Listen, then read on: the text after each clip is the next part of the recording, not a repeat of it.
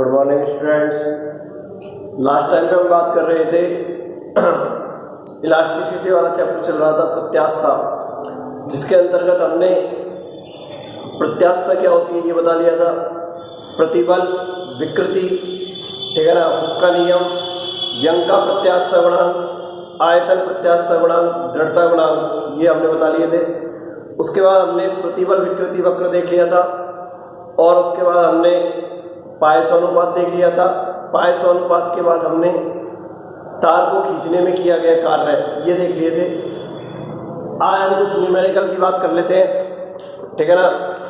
आपको ध्यान से सुनना है और न्यूमेरिकल मैं यहाँ पे नोट कर रहा हूँ और वहाँ से आपको नोट करने हैं। इसकी कोई PDF नहीं मिलेगी, मेरा गला थोड़ा सा खराब है तो आपको ध्यान से सुनना है, ठीक है ना। तो मैं यहाँ पर क्वेश्चन लिख रहा हूँ, आपको यहाँ से नोट करने हैं।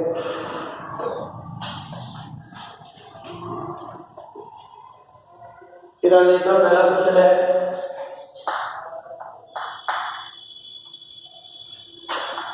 एक तार में, क्वेश्चन ये है एक तार में 2 × 10⁻⁴ रेखीय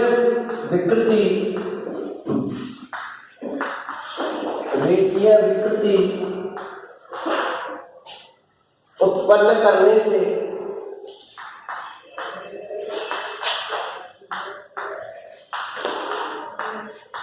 रेखीय विकृति उत्पन्न करने से 2.4 × 10⁻⁷ Nm/मीटर का प्रतिबल उत्पन्न होता है, का प्रतिबल उत्पन्न होता है, का प्रतिबल उत्पन्न होता है।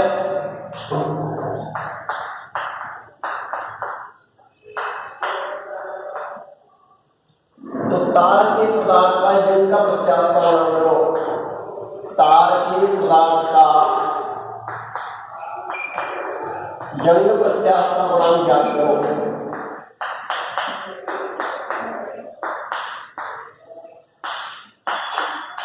गुणांक ज्ञात करो।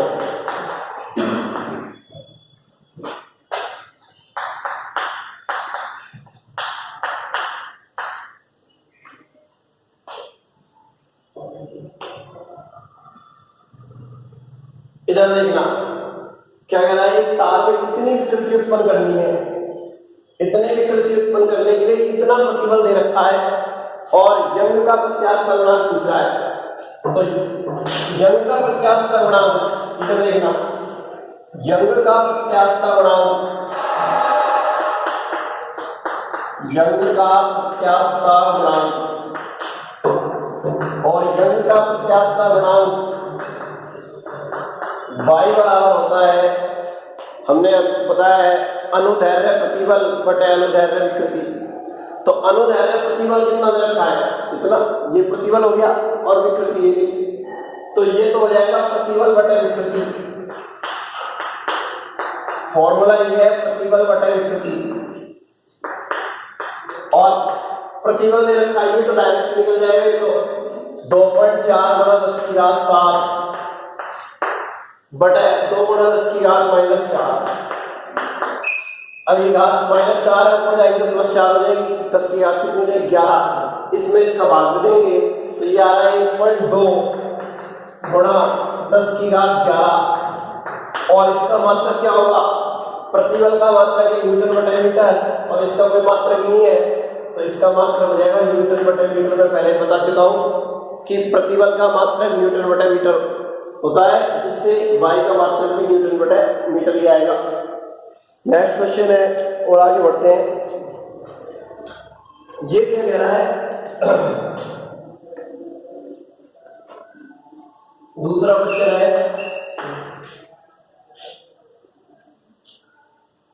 एक संरचनात्मक इस्पात की छड़, एक संरचनात्मक इस्पात की छड़, इस्पात की छड़ की त्रिज्या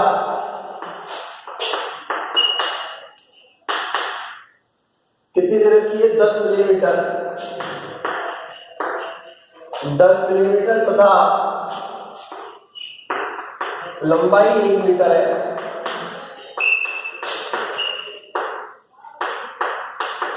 लंबाई 1 मीटर है। 100 किलो न्यूटन, 100 किलो न्यूटन का एक बल, 100 किलो न्यूटन का एक बल F इसकी लंबाई की दिशा में, लंबाई की दिशा में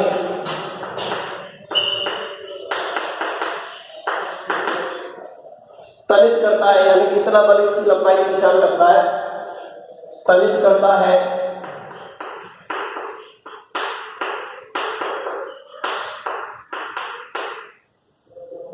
तो क्या क्या याद करना है? एक तो निकालना है प्रतिबल और एक पूछ रहा है विस्तार। पहला पूछ रहा है प्रतिबल,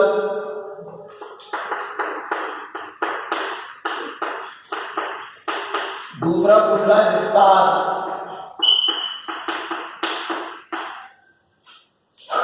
फिर पूछ रहा है विकृति, थर्ड पूछ रहा है विकृति। और इसके लिए हमको y दे रखा है, व्यंग का प्रत्यास्थ गुणांक ये भी दे रखा है। इस बात के लिए 2 गुणा 10 की घात 11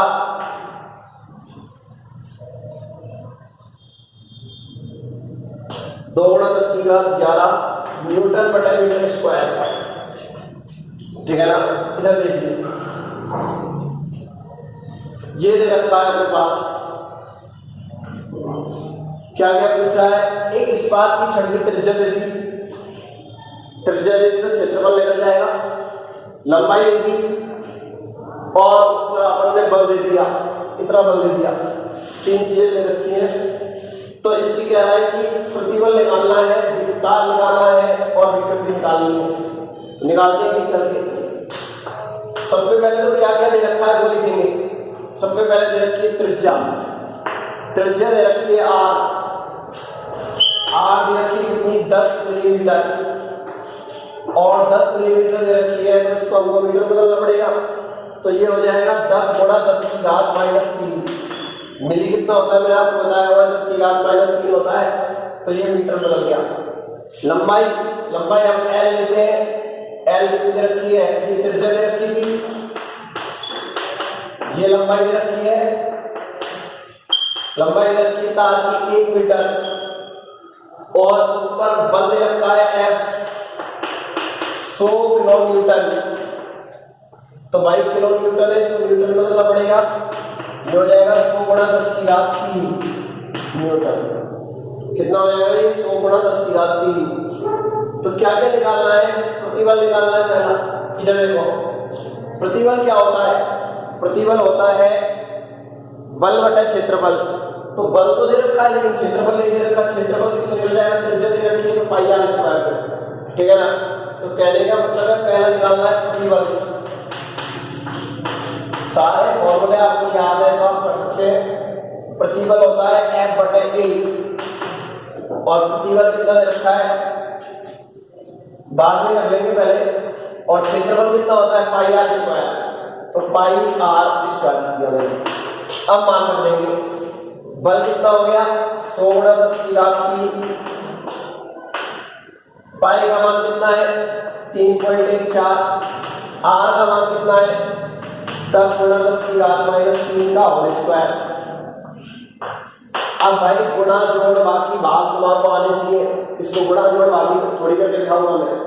इसका गुणा करना, भाग करना तुम्हारे को आने चाहिए।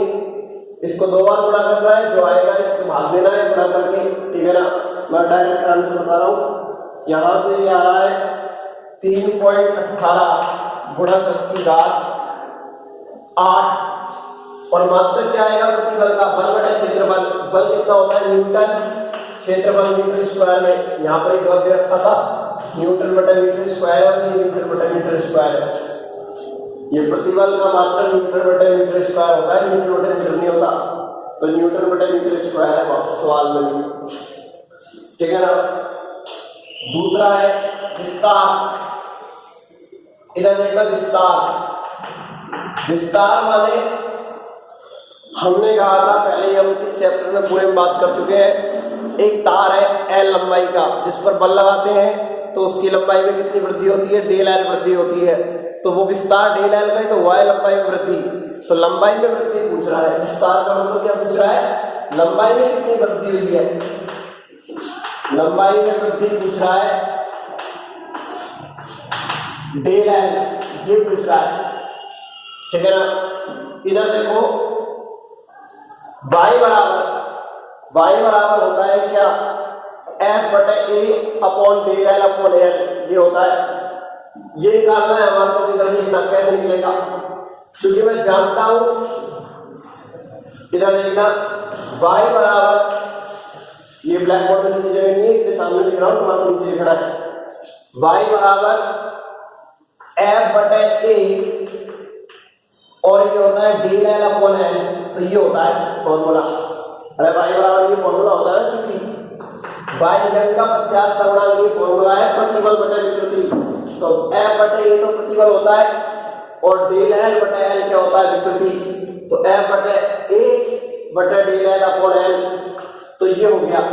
यहां से क्या क्या चीज दे रखी है, अब देखो तुम, y दे रखा है, f दे रखा है, a दे रखा है, अरे ये निकल जाएगा पाई आर स्क्वायर से, एल दे रखा है और डेल एल निकल जाएगा यहाँ से।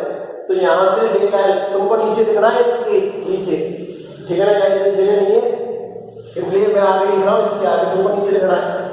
तो यहाँ से डेल एल इक्वल टू हो जाएगा, यहाँ से डेल एल का मान हो जाएगा, डेल एल जब चला जाएगा एफ एल अपॉन ए वाई, अरे ये भी तो होगा, ये डेल एल इधर चला जाएगा, वाई इधर आ जाएगा, एफ एल अपॉन ए वाई हो जाएगा। अब मान रख दो एफ का मान कितना है, या कि ऐसे लिख देता हूं इसको, F L upon pi R square Y, कोई दिक्कत थोड़ी है, एक को मैंने पाई आर स्क्वायर लिख दिया। एफ का मान कितना दे रखा है, ये दे रखा 100 गुणा 10 की घात 3, एल का मान 1 दे रखा है मीटर में, पाई का मान तो सब जानते हैं 3.14, ठीक है ना। आर स्क्वायर, आर का मान कितना दे रखा है 10 गुणा 10 की घात -3 का होल स्क्वायर, और y का मान कितना है, y का मान है ये दे रखा है 2 गुणा 10 की घात 11, ठीक है ना, 2 गुणा 10 की घात 11 दे रखा है। तो यहां से जब तुम सोल्व करोगे, सोल्व करना तुम्हारा काम है, अरे सोल्व तो कर सकते हो ना, इसको गुणा करेंगे, नीचे इसको गुणा करेंगे, 2 बार गुणा करेंगे और जो भी आएगा वो आंसर लिखना है। ये आंसर आ रहा है 1.592 गुणा 10 की घात -3 मीटर, इतना आ रहा है, ठीक है ना।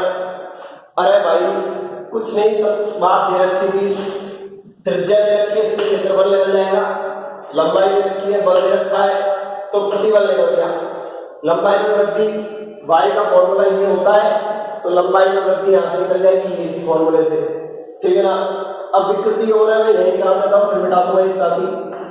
थर्ड पूछ रहा है विकृति, और विकृति तो मैं जानता ही हूँ क्या होती है, डेल एल अपॉन एल, अरे यही तो विकृति थी, डेल एल अपॉन एल थी, एल ऊपर चला गया, ये विकृति थी, ये प्रतिबल था, प्रतिबल बटे विकृति होती है, प्रतिबल तो ये रहा, विकृति ये रही, डेल एल बटे एल, तो विकृति पूछ रहा है डेल एल, और डेल एल का वैल्यू तो क्या है, आगे ना भी डेल एल की वैल्यू 1.592 इंटू 10⁻³ लंबाई कितनी है 1, अरे 1 मीटर की तो इतनी आ जाएगी फिर दोबारा विकृति 1.592 इंटू 10⁻³ मीटर।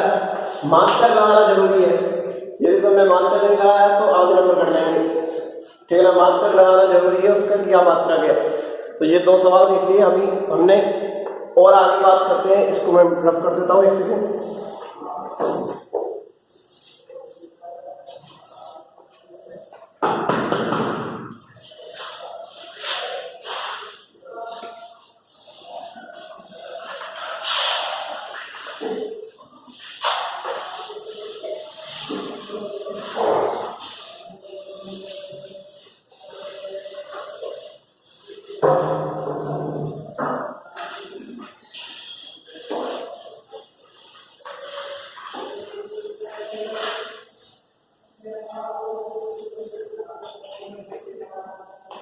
इधर देखना,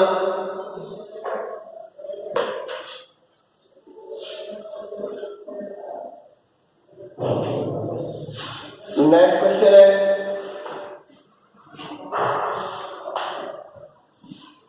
1.5 गुणा 10⁻³ मीटर क्यूब। और मीटर क्यूब किसका मात्रक होता है? आयतन का। आयतन दे रखा है, मिल रहा है हमें। आयतन के तरल पर, आयतन के तरल पर 5 गुणा 10⁻6 न्यूटन बटे मीटर स्क्वायर का दाब परिवर्तित करने पर,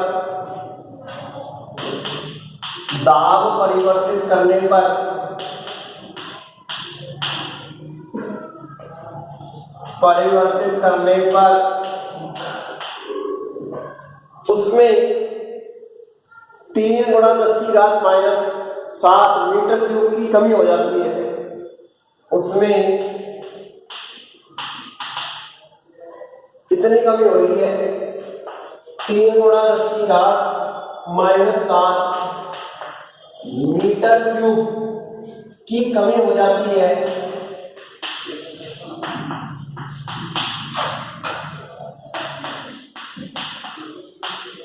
यानी कि पहले इतना आयतन था, इतना दाब लगाया और दाब लगाने पर इतनी कमी हो गई उसमें, ठीक है ना। तो कह रहा है कि इसका आयतन प्रत्यास्थ गुणांक ज्ञात करना है। कमी हो जाती है तो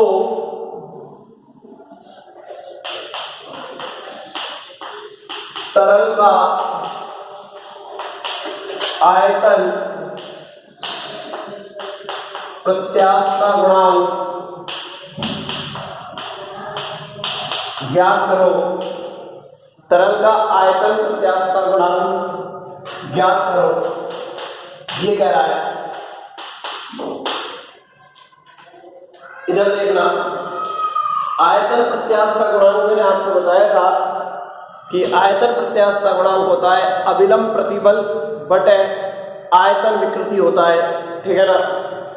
ये मैंने आपको बताया था। और मैंने आपसे ये भी कहा था, जब इसका सूत्र निकल के आया था F/A और नीचे क्या था ΔP/V, और F/A को अपन ने क्या माना था P, ठीक है ना। तो F/A बराबर P हो गया था, P/ΔP आया था इसका सूत्र। तो इधर देखो क्या क्या चीज तो दे रखी है सॉल्यूशन में। इतना इसका प्रारंभिक आयतन है, अरे प्रारंभिक आयतन ये तो है, तो प्रारंभिक आयतन और प्रारंभिक आयतन है कितना V। प्रारंभिक आयतन होता है V, तो V बराबर कितना दे रखा है 1.5 × 10⁻³ मीटर क्यूब, ठीक है ना। और इस पर दाब कितना लगा रखा है, ये दाब दे दिया P, दाब P दे दिया कितना 5 गुणा 10⁻⁶ न्यूटन पर मीटर स्क्वायर। और उसमें आयतन की कमी हो जाती है। कमी, आयतन में कमी को मैंने आपको बताया था ΔP होता है। आयतन में कमी, आयतन में कमी और वो ΔP। और आयतन में कमी कितनी देखी, इतनी, इतना आयतन था, इतना कम हो गया 10⁻⁷ मीटर क्यूब। अब कई तो पता क्या कहेंगे, और पहले तो आयतन 1.5 था, अब आयतन 3, 1.5 में से 3 कम कैसे हो गया? अरे घात है 10⁻³ और यहाँ 10⁻³ कितनी है -7, तो 10⁻⁷ 10⁻³ से क्या रहता है, कम रहता है, ठीक है ना। ये हो गया। तो आयतन प्रत्यास्थ गुणांक ज्ञात करना है। आयतन प्रत्यास्थ गुणांक मैंने क्या माना था K, ठीक है ना।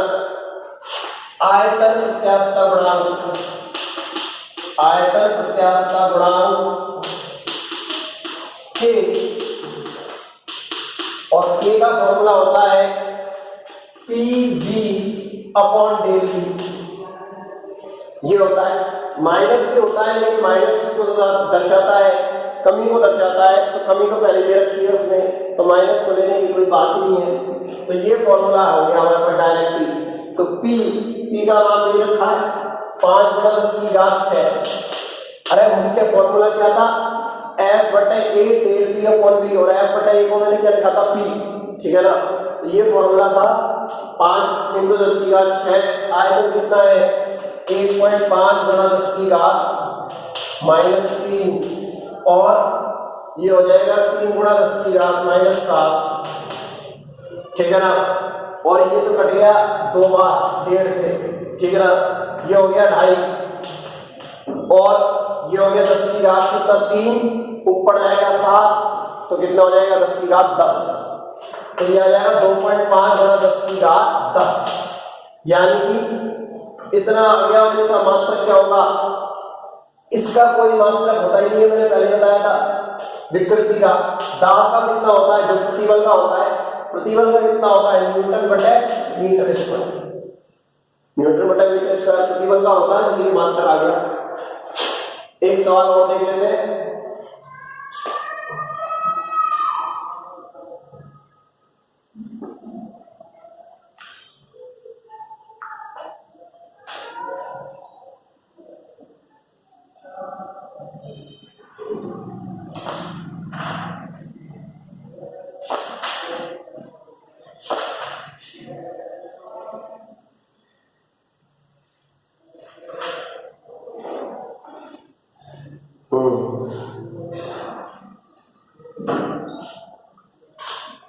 इधर देखो,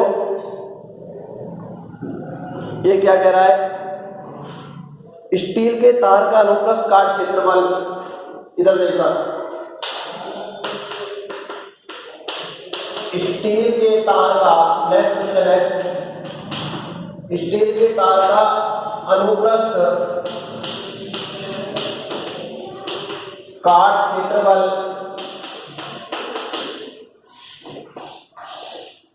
अनुप्रस्थ काट क्षेत्रफल 1 सेंटीमीटर स्क्वायर है।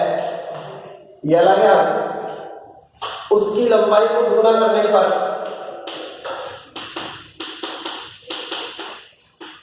उसकी लंबाई को दुगना करने के लिए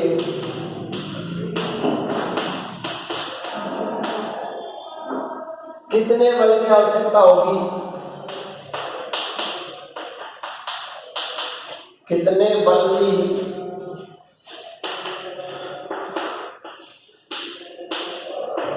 आवश्यकता होगी? ठीक है, लंबाई को दुगना करने की कितने बल की आवश्यकता होगी? और y दे रखा है, ठीक है ना। ये दे रखा है 23 × 10⁻11 डाइन पर सेंटीमीटर स्क्वायर। अब देखो, बहुत ही अच्छा क्वेश्चन है। स्टील के तार का अनुप्रस्थ काट क्षेत्रफल दे रखा है और उसकी लंबाई को दुगना करने के लिए कितने बल की आवश्यकता होगी? यानी कि तार ऐसा था, इसकी लंबाई की है, बल लगाया दुगना करने के लिए और लंबाई हो गई दुगनी। लंबाई दुगनी हो गई, यानी कि ये लंबाई L है और जो लंबाई में वृद्धि हुई है डेल L, अरे वो भी किसके बराबर है? L के बराबर तो हुई है। लंबाई में वृद्धि मानते हैं डेल L और लंबाई में वृद्धि कितनी हुई है? डेल L बराबर L, अरे हुई है ना। तो इधर मैं आपको बता रहा हूं, इधर देखना, यहां से सोल्यूशन मान लेते हैं, इसे चालू हो गया। तो डेल L का मान कितना होगा? L ही तो होगा, अरे होगा या नहीं होगा? पहले लंबाई L थी और जैसे ही लंबाई को दुगना किया तो लंबाई में वृद्धि होती है डेल L, और डेल L का मान कितना हो जाएगा? L हो जाएगा, क्योंकि लंबाई दुगनी हो गई है। अब क्या कह रहा है? अनुप्रस्थ काट क्षेत्रफल दे दिया, उसका अनुप्रस्थ काट क्षेत्रफल A दे दिया और A कितना दे रखा है? 1 सेंटीमीटर स्क्वायर। 1 सेंटीमीटर स्क्वायर दे दिया। इधर देखना, इसको बदलने की जरूरत नहीं है क्योंकि ये सीजीएस पद्धति में है, ये सीजीएस पद्धति में है और ये भी सीजीएस पद्धति में है। बल का मान सीजीएस पद्धति में डाइन होता है और क्षेत्रफल का कितना होता है, सेंटीमीटर स्क्वायर है। तो ये सब सीजीएस पद्धति में है, तो आंसर भी किसमें आ जाएगा, सीजीएस में आ जाएगा। बदलोगे तो उसमें आएगा एमकेएस में, लेकिन यहाँ सारे ही सीजीएस में है तो आंसर भी किसमें आ जाएगा, सीजीएस पद्धति में आ जाएगा। कोई दिक्कत वाली बात नहीं है। बल का मान पूछ रहा है और वाई दे रखा है, और वाई दे रखा है 23 × 10⁻11 डाइन पर सेंटीमीटर स्क्वायर। इधर देख भाई, बल पूछ रहा है तो हम जानते हैं वाई बराबर होता है F/A डेल L/L, यही होता है। अब इधर देख, वाई दे दिया, बल पूछ लिया, क्षेत्रफल दे दिया, L और डेल L दे रखे हैं भाई। जितनी वैल्यू डेल L की है उतनी कितनी है L। सवाल कह रहा है लंबाई को दुगना करना है तो डेल L की वैल्यू किसके बराबर है, L के। दोनों कट जाएंगे, अरे कट जाएंगे ना, क्योंकि डेल L की वैल्यू लंबाई में वृद्धि कितनी हुई है, जितनी पहले लंबाई थी उतनी तो बढ़ गई। पहले मान लो 5 मीटर थी, बाद में 10 हो गई, तो लंबाई में वृद्धि 5 ही हुई है, तो 5 से 5 कट जाएगा। तो ये y बराबर हो जाएगा FL/A डेल L की जगह क्या लिख दो, L कट गया, ठीक है ना। और यहां से हमको क्या निकालना है, F का मान निकालना है। तो F बराबर क्या हो जाएगा, यहां से मैं क्या कर रहा हूं, इसके बाद आपको नीचे करना है। F बराबर क्या हो जाएगा, y × a। तो F बराबर हो जाएगा, y की वैल्यू कितनी है, 23 × 10⁻11 और 1 के, तो F बराबर आ जाएगा कितना, 23 × 10⁻11 और इसका मात्रक क्या होगा, बल का। अब बल का मात्रक एमकेएस में न्यूटन होता है, तो सीजीएस में होता है डाइन, क्योंकि सीजीएस में चल रहा है सारा, तो इसका मात्रक क्या होगा, डाइन। अरे न्यूटन मत लगा देना, क्या आएगा, डाइन आएगा, ठीक है ना। तो ये आज हमने 4 क्वेश्चन देखे हैं और 4-5 क्वेश्चन हम कल नेक्स्ट क्लास में देखेंगे, ठीक है ना। तो आप इसको पढ़िए, ये चैप्टर लगभग खत्म हो गया है। थ्योरी मैंने आपको पूरा बता ही दिया था, सब टॉपिक आपको बता दिए थे। अब न्यूमेरिकल चल रहे हैं और बाकी न्यूमेरिकल हम कल करेंगे। धन्यवाद।